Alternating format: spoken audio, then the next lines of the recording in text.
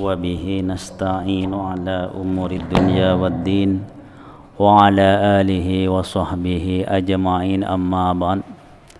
Hadratal mukarramin wal muhtaramin, para asyatid, para jemaah yang sangat saya hormati, pertama-tama marilah kita panjatkan puji syukur kehadirat Allah Subhanahu wa ta'ala, yang mana Allah telah melimpahkan rahmat beserta nikmatnya kepada kita semua, sehingga kita bisa bermujalasah di tempat yang sangat mubarak ini.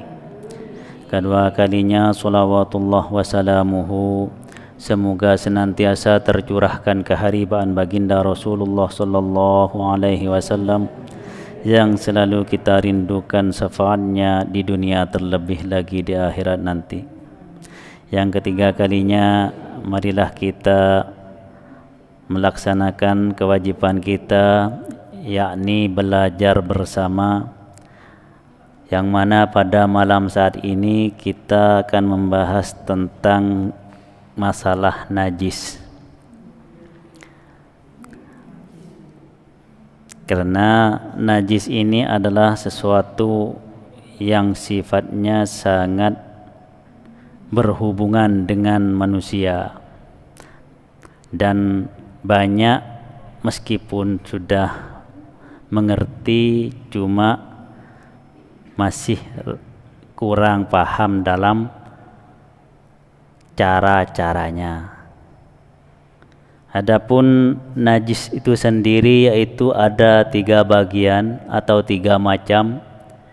Yang pertama adalah najis mukhaffafah. Dalam arti bahasa Indonesia, najis ringan. Yang kedua adalah najis muwalladah, najis yang berat. Yang ketiga adalah najis mutawassithah, yaitu najis di antara mukhaffafah dan muwalladah. Adapun najis mukhafafah itu adalah najis kencingnya anak laki-laki yang belum makan air susu ibunya. Kencingnya anak laki-laki, ini kurang ini tulisannya. Anak laki-laki yang belum berumur 2 tahun dan belum makan selain air susu ibunya. Jadi kalau sekarang kayaknya ini sudah tidak ada. Karena lahir langsung dikasih susu botol, lahir dikasih dekan, lahir dikasih madu, kan gitu. Sedangkan dalam syariat yang dimaksud najis muhaffafah adalah najis kencingnya anak laki-laki yang belum berumur 2 tahun. Kalau sudah lebih 2 tahun meskipun nggak makan apa-apa tetap. Nah, kayak umpamanya kencingnya saudara Eko, itu bukan muhaffafah meskipun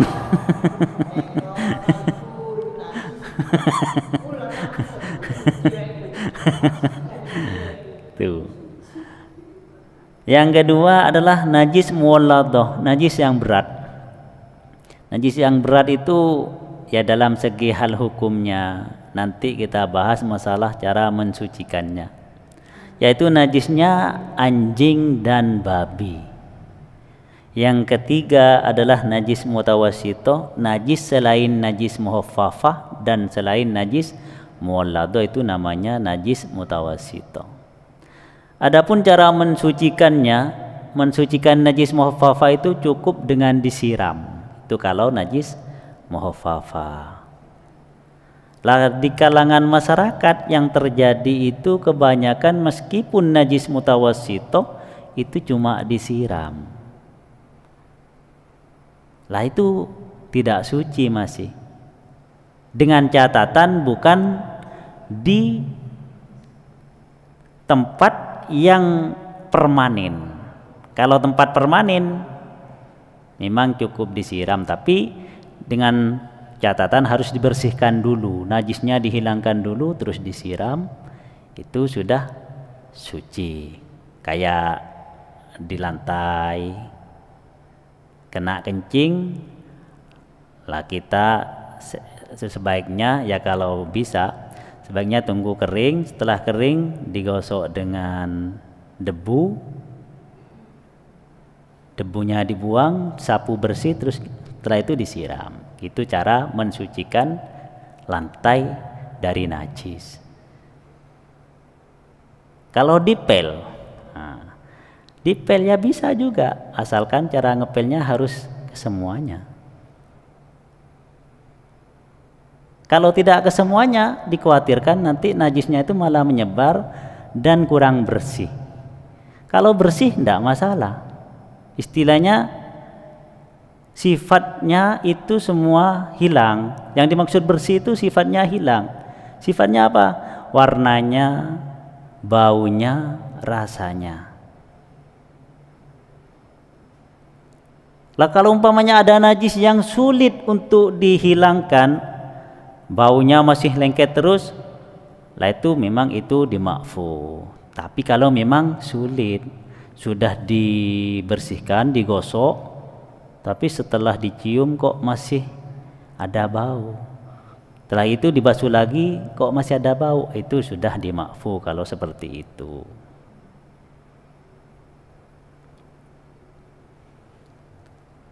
Kalau najis muwalladoh itu harus dibasuh 7 kali, dan juga di antara basuhan yang 7 itu harus dicampur dengan debu.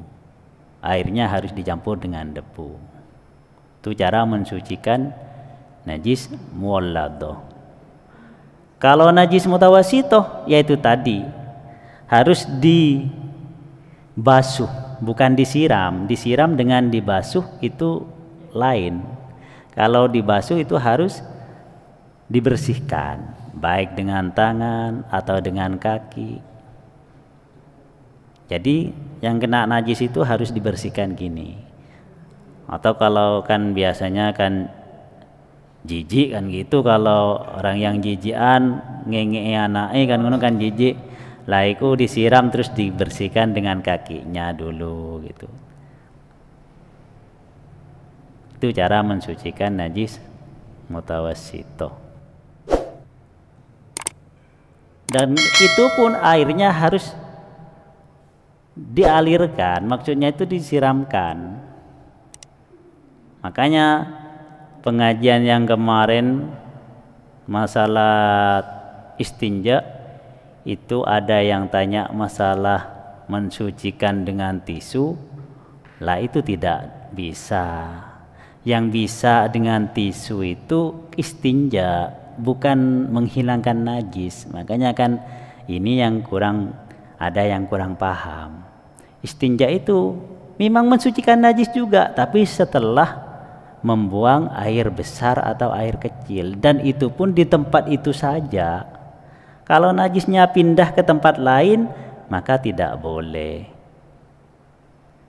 Seperti halnya umpamane kene ngenge anake tangane, lah iku gak iso nek ambek tisu. Soalnya kan najisnya sudah pindah dari tempat keluarnya. Kan gitu.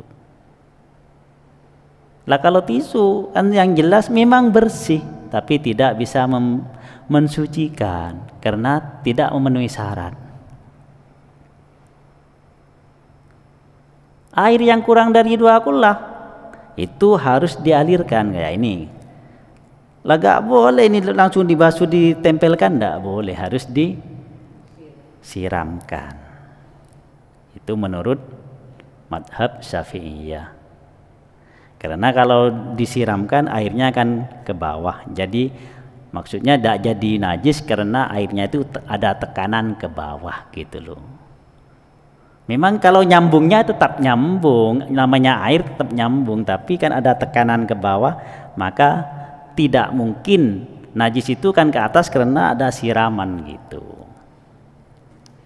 Di samping disiram gitu ya digosok, istilahnya dibersihkan, dibasuh, ya digosok. Ini cara ini digosok ambek caranya.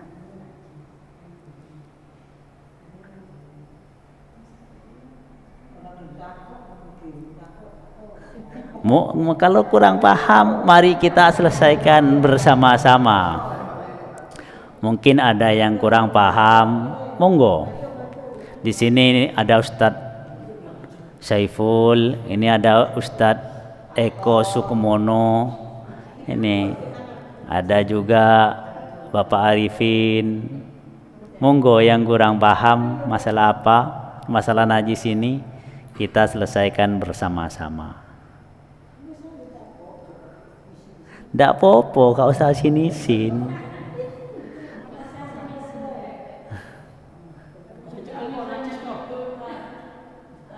Ya. Ya.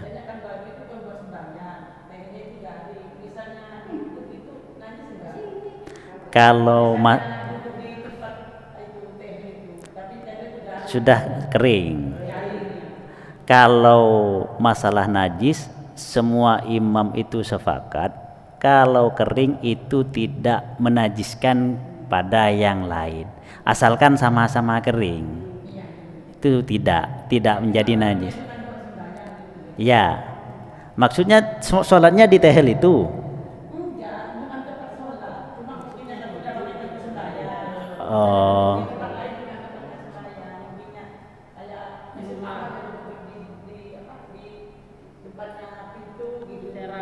Di teras. Ya, itu kalau sudah kering, semua madhab yang 4 sepakat itu tidak menjadi berpindah najisnya. Kalau tempatnya tetap najis, tapi tidak berpindah karena kering. Seperti halnya saja anjing kan najis muwalladh. Tapi kalau dia ke dalam keadaan kering, bulunya itu kan kering. Lah terus baju kita juga kering, kebetulan disenggol, itu tidak najis gitu. Kalau kering, kalau sudah yakin kering. Lah tapi kalau kulit, lah itu kita harus lihat kulitnya sedang berkeringat apa kering. Nah, kalau berkeringat kan kita basah, maka itu najisnya bisa berpindah gitu dalam hal najis yang kering.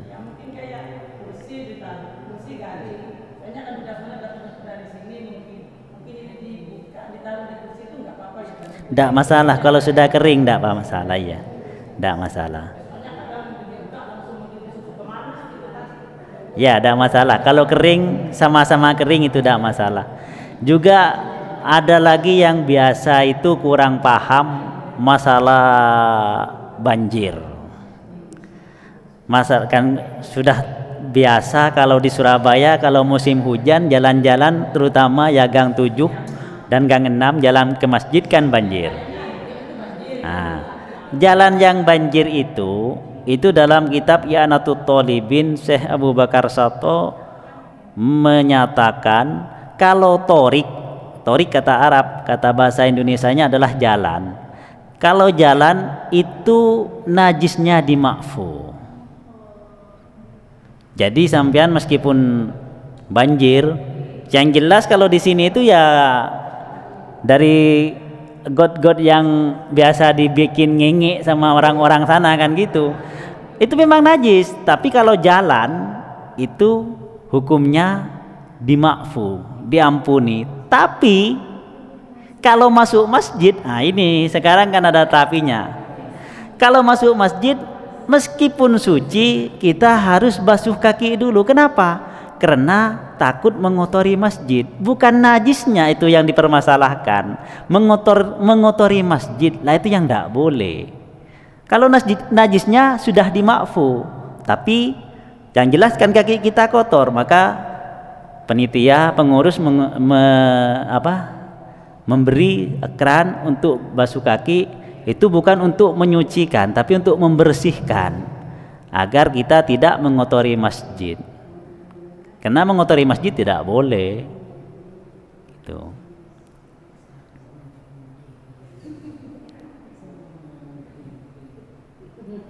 Makanya nggak usah ragu. Banjir aku gak nang masjid.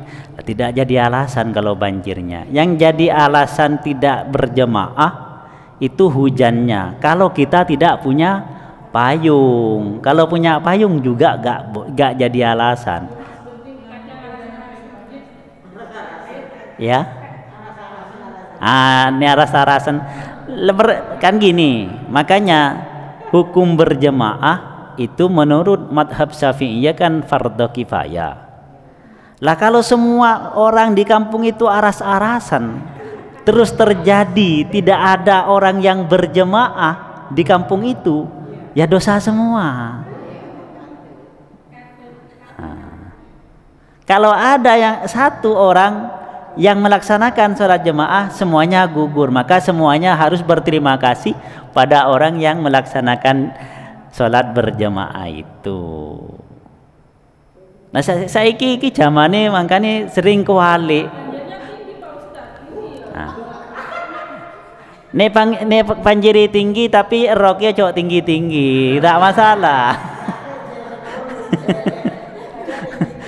Lah nek roki tinggi nanti Ustadz Saiful nanti yang kesenengan. Rezeki.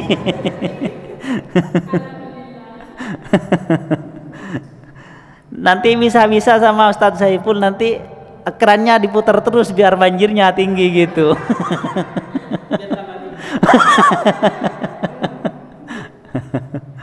Tidak masalah, banjirnya tinggi itu tidak masalah. Kita kan masih bisa ya menutup sedikit gitu ya, kita kira-kira dulu.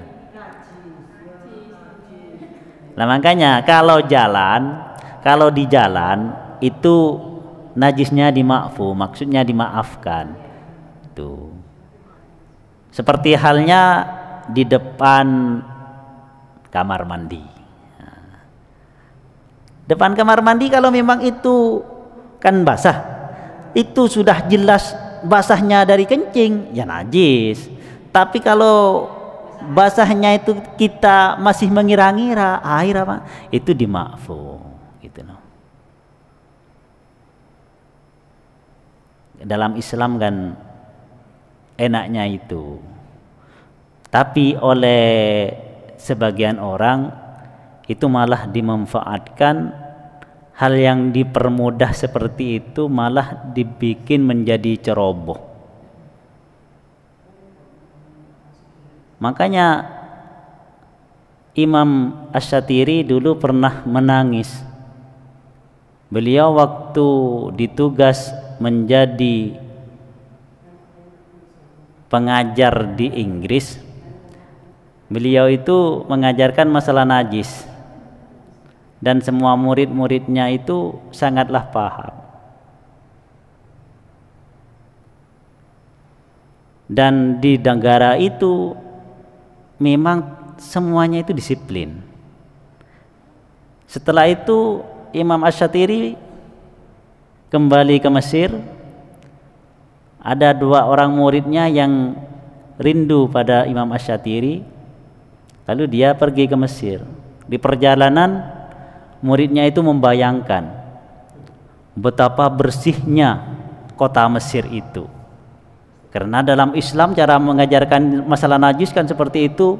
Bahkan Rasulullah mengenaskan an-nadhafatu minal iman, kebersihan itu sebagian daripada iman.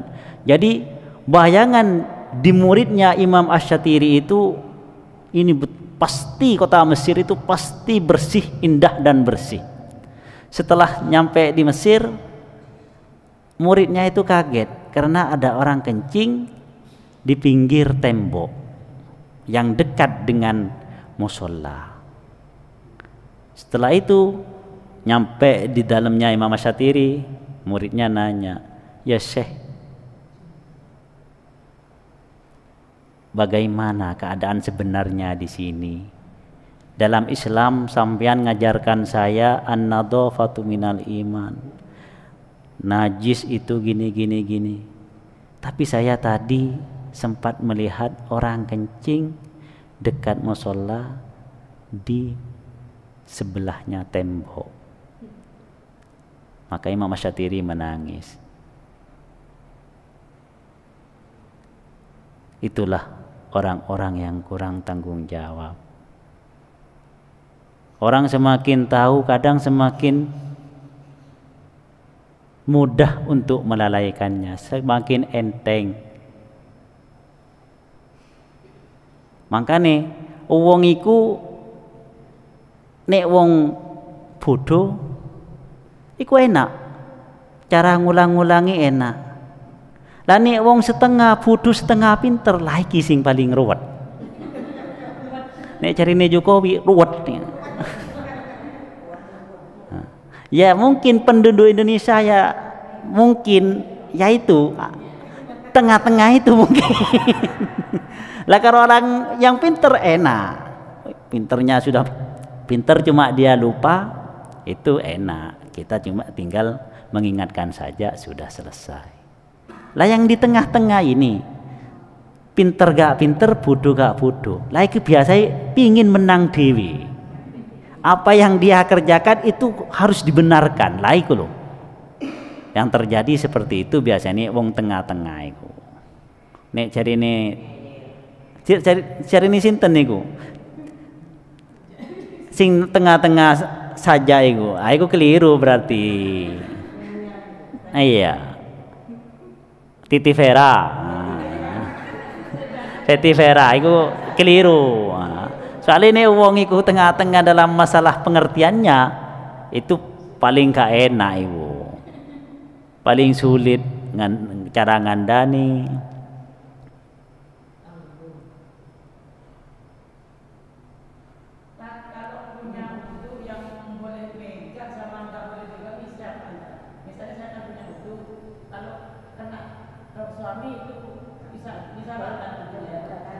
Kalau menurut madhab Syafi'iyah, kalau kita uduknya seperti madhab Syafi'iyah dan kita bermadhab Syafi'iyah, baik kita yang menyentuh atau kita yang disentuh tetap batal semua.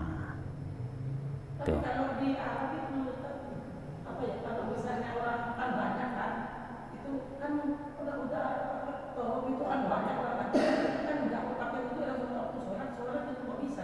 Itu menurut Imam Hanafiyah. Tapi cara uduknya harus mengikuti Imam Hanafiyah juga. Karena antara uduknya Imam Hanafiyah dengan Imam Syafi'iyah itu ada yang beda. Kalau dalam madhab Syafi'iyah membasuh sebagian sirah itu yang wajib. Tapi dalam madhab Hanafiyah semua sirah kepala itu harus dibasuh. Lagian tidak cukup disiram menurut Imam Hanafiyah. Dalam berwudu tidak cukup disiram, harus dibasuh. Tuh. Makanya kalau mau ke Saudi, kalau mau aman, ya harus belajar cara wudunya Imam Hanafiyah. Karena kalau di sana kita tidak mungkin tidak tersentuh, itu tidak mungkin. Karena terlalu banyak manusia. Makanya enaknya kan itu khilaful ulama adalah rahmatan bagi kita semua.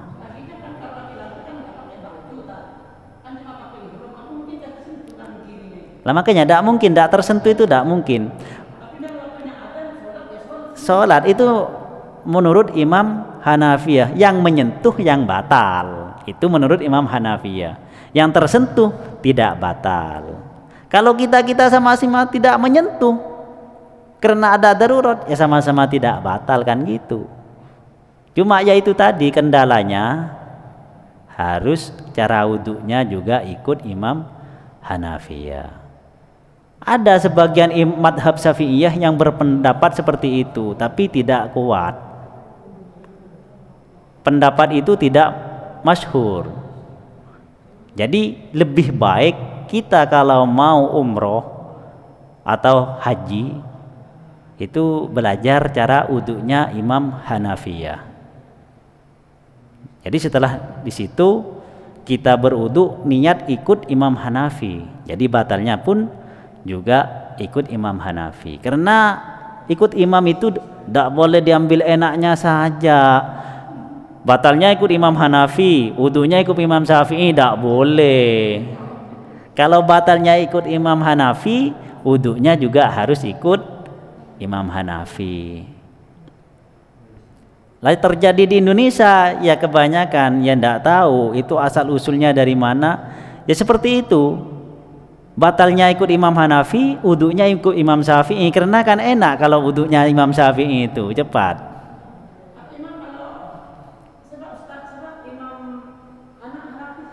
Hanafi. Ya itu tadi. Kalau Imam Hanafi, sirah kepala itu harus dibasuh semua. Ya, bukan sebagian. Kalau Imam Syafi'i kan kita cukup menyiram. Dalam membasahkan yang penting basah, disiram itu sudah cukup. Tapi dalam madhab Hanafi tidak boleh, harus kita basuh. Ya diginikan, tapi harus basah semua. Oh ini pak digocor, yo teles kapen dah. Makanya kalau di Saudi ini saya cuma cerita, tapi saya masih belum ke sana. Itu di tempat wudhu itu ada tempat duduk katanya. Nah iya. Nah makanya kalau Imam Hanafi menyela-nyelai ini wajib ini. Kalau Imam Syafi'i kan cuma sunat. Imam Hanafi harus disela-selai, jadi harus duduk. Kalau nggak duduk, ya jatuh. Iya itu katanya ya. Lah ya ininya harus ininya loh. Sela-selanya harus disela-selai itu. Ini bang tapi jangan keliru lubang yang mana itu yang dimaksud. Oh. Ya ini.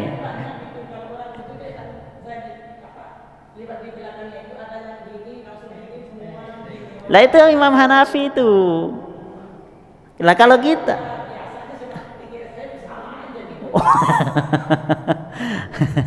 makanya kalau yang sudah tahu pasti kalau di Saudi itu ikut Imam Hanafi lebih aman. Itu. Dalam madhab Syafi'i juga ada satu imam yang memperbolehkan bersenggolan dengan lain jenis asalkan tidak sengaja. Kalau memang bersenggolan tidak terkena kulit, tidak batal. Enggak.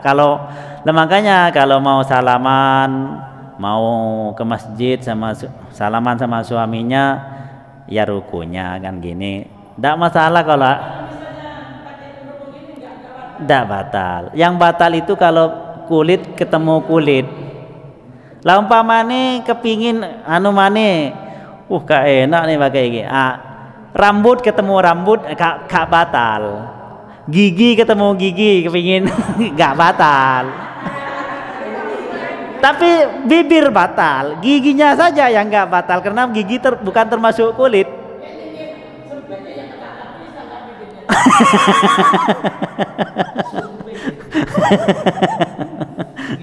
Nggak mungkin bisa gitu, itu nggak batal. Mungkin bisa, atau amit-amit ada yang merongosnya banget sama-sama merongos kan bisa itu kan gitu.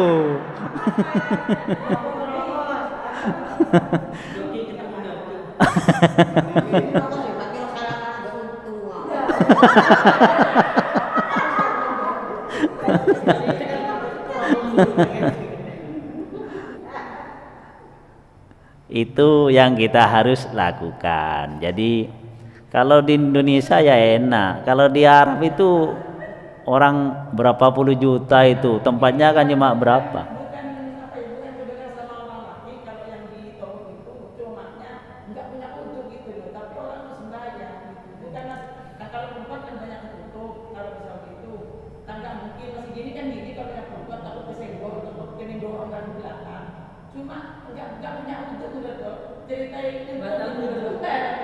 Batalnya karena apa?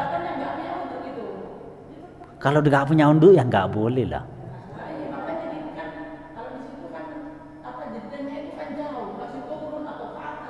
Kalau masalah ngentut gitu. Kalau ngentut itu Imam Malik masih belum membatalkan. Kan itu.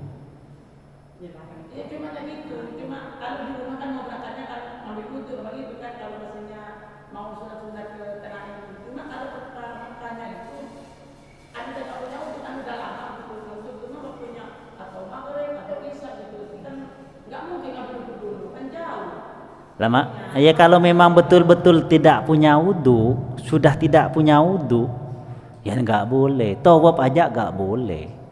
Tetap harus.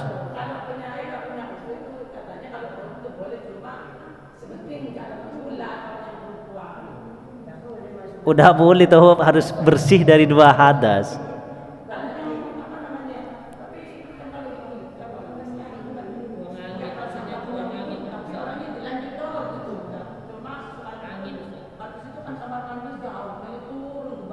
Lah itu yang guide-nya itu yang nakal itu, kepingin dia ada nganter jemaahnya. Lah ya, kalau memang sebetulnya sekarang saya akan punya teman yang menjadi KBIH. Kalau sekarang itu dekat katanya, tempat wudhu itu dekat. Iya. Ah, itu jauh, ya. Dekat kalau wudhu. Lah tapi kalau sudah terus dak wudhu ya. Ah. Kalau buang angin itu Imam Malik, tapi sebetulnya itu kurang efektif, tetap harus wudhu. Lebih baik wudhu. Kalau tawaf, kalau ada guide yang kan yang nganter itu kan guide namanya. Ah, kalau guide ngomong tawaf dak apa-apa, dak punya wudhu, itu guide-nya itu yang nakal. Tawaf itu sama dengan sholat. Lah ya, kan kalau guide-nya itu nakal, saya mau wudhu. Oh, ndak usah, ndak apa-apa, kita wudhu, tawaf aja. Ndak apa-apa kalau tawaf ndak punya wudhu, itu guide-nya yang nakal. Berarti enggak punya kitabnya itu berarti. Bukan ndak punya, guide-nya itu nakal. Iya, lah makanya itu. Dia malah loh. Terus terang, saya dapat bocoran masalah itu, masalah orang haji, terutama masalah badal. Itu sangat nakal-nakal orang sana. Iya, sangat nakal-nakal.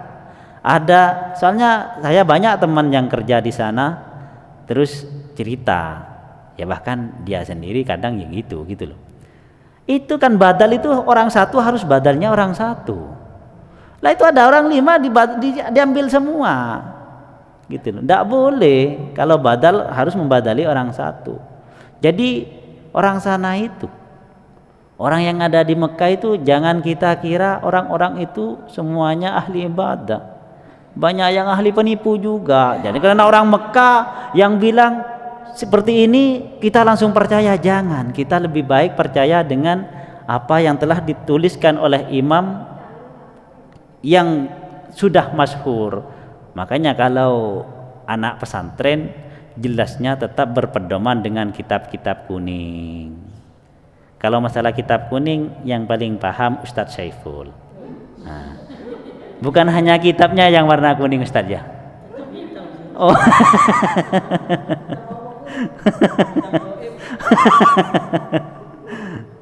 Seperti itu. Jadi kalau kayak tadi itu tawaf itu dibilang tidak punya wudu, tidak apa-apa, lah itu tidak boleh karena tawaf sama dengan sholat.